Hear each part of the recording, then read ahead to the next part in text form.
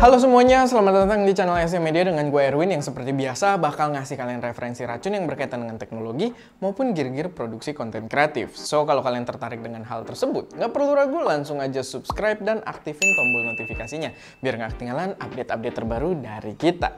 Nah, kalian masih inget nggak sama kamera medium format yang pernah kita bawa jalan-jalan naik LRT sambil digantungin kertas? Yap, itu adalah kamera medium format 102 megapiksel dari Fuji dengan nama GFX 100 yang ukurannya kalian bisa lihat cukup besar. Tapi sekarang ada yang versi lebih kecilnya lagi dari si kamera ini, dan ini adalah Fujifilm GFX 100S.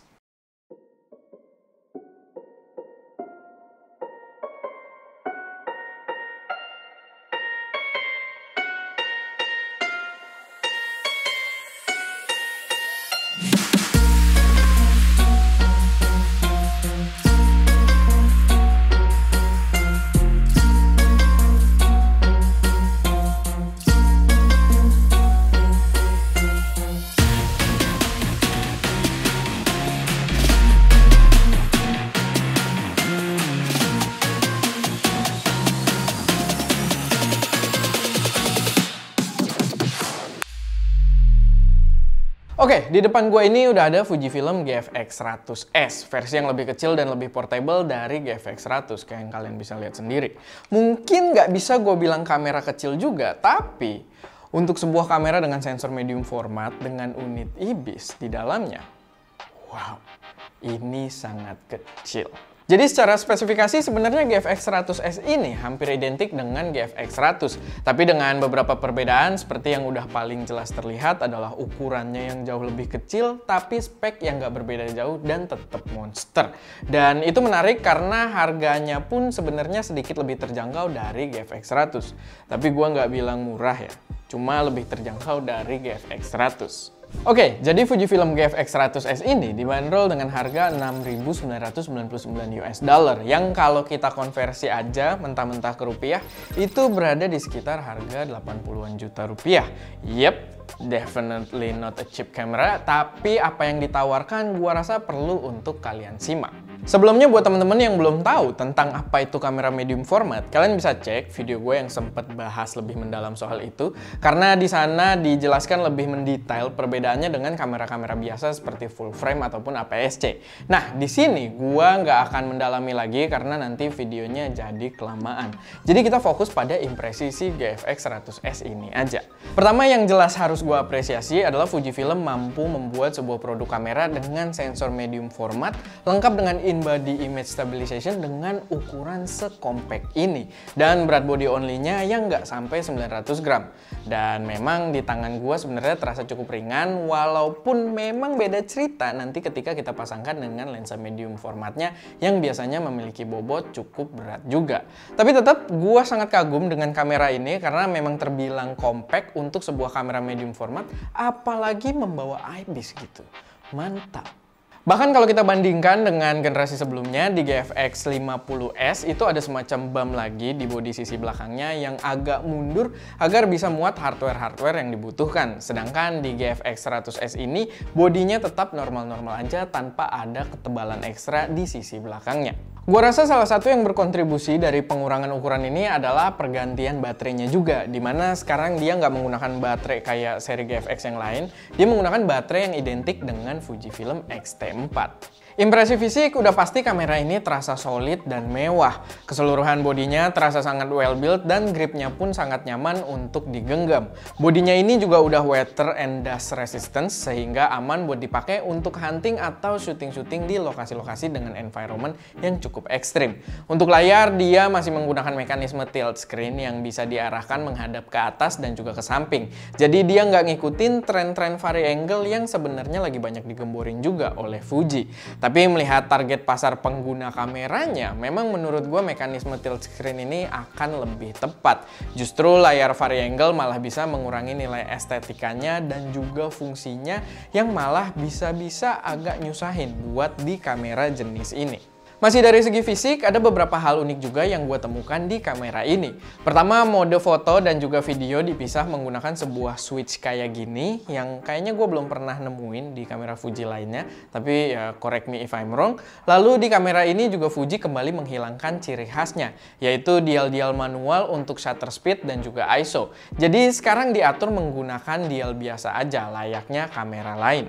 Tapi buat kalian yang demen dengan tampilan dial seperti itu, si GFX 100S ini mengadaptasinya ke dalam layar digitalnya yang bisa kita set untuk menampilkan UI ala dial-dial manual tersebut. Atau dial-dial, sorry kalau bolak-balik penyebutannya. Dan tampilan ini juga sebenarnya udah ada semenjak GFX 100 yang sebelumnya.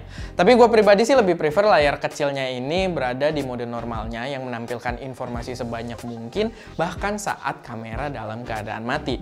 Jadi dia semacam always on display gitu yang nggak mengkonsumsi daya besar juga. Dari segi port yang disediakan dia udah komplit banget. Ada jack untuk mic dan juga monitoring audio, ada mini HDMI, skripnya salah. Ada micro HDMI, USB Type-C, dan juga PC Sync socket yang gue pribadi nggak pernah pakai, tapi katanya sih itu buat kebutuhan flash studio-studio besar. Oke, sekarang kita mulai bahas ke spek dan juga kualitas foto yang dihasilkan. Walaupun kualitas foto berpengaruh pada tangan-tangan yang motret juga, dan ini bukanlah tangan yang hebat dalam memotret, tapi nggak apa-apa, yang penting kita ada gambaran aja. Oke, jadi kamera ini dibekali dengan sensor medium format yang identik dengan GFX 100 yang memiliki total 102 megapiksel dengan PDAF coverage hingga 100%. Autofokusnya sendiri jujur nggak sesigap kamera-kamera full frame sekarang atau kamera-kamera APS-C Fuji sendiri, tapi itu wajar karena memang elemen-elemen lensa medium format besar dan berat. Jadi ada semacam engineering limitation juga untuk hal ini. Tapi paling nggak yang gua experience di sini dia nggak lama banget juga. Focusing dengan auto masih terasa cukup memadahi selama kita nggak ngambil momen-momen cepat. Untuk kecepatan bersendiri juga masih sama, dia berada di 5 frame per second aja, jadi nggak wah buat temen-temen yang suka dengan shutter burst cepat. Tapi seperti autofocus, ini juga menjadi engineering limitation karena unit shutternya yang gede juga.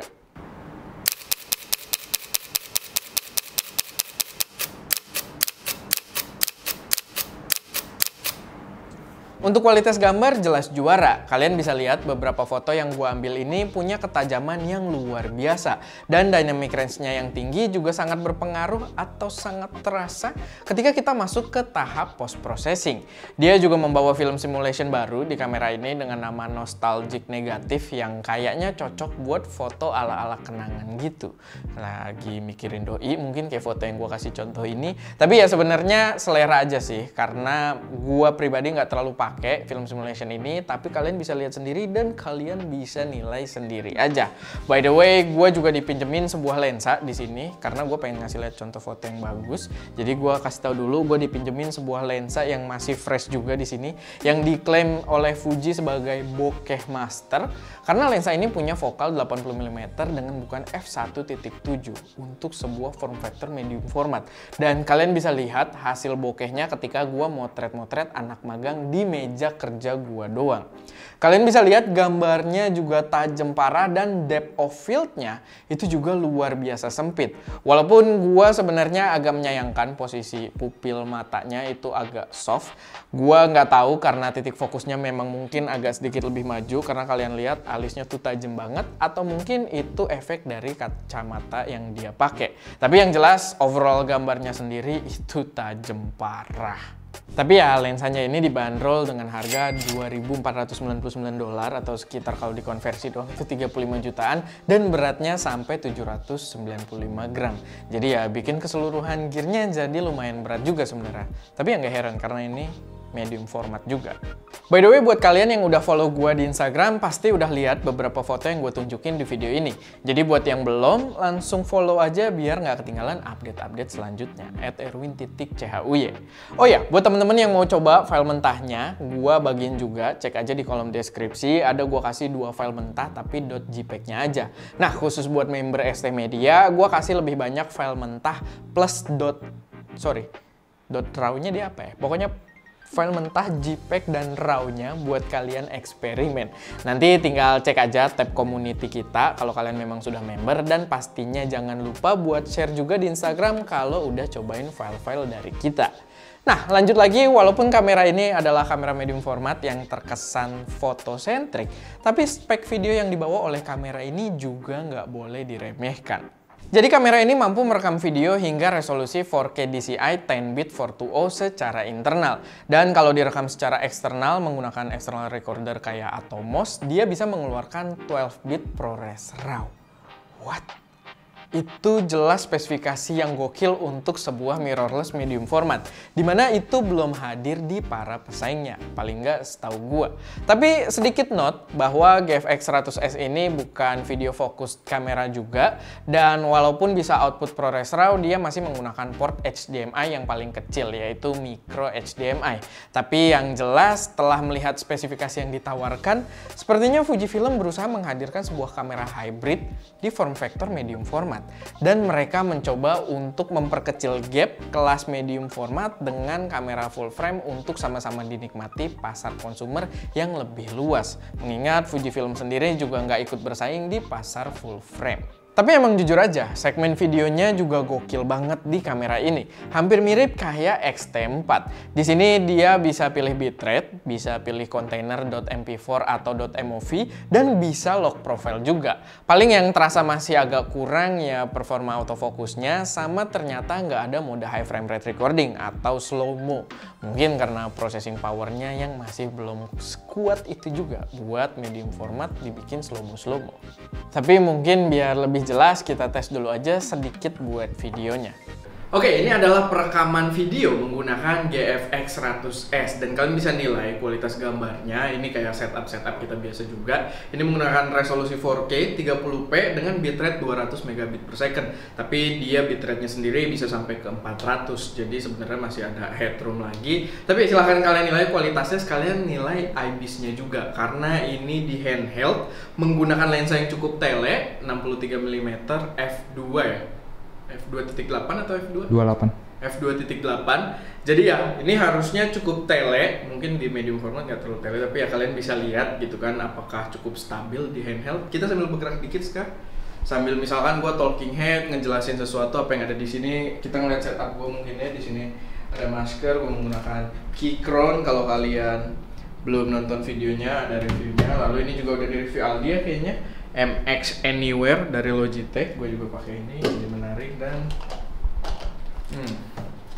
coffee gitu kan. Dan ya, silahkan kalian nilai bagaimana kualitas dari videonya.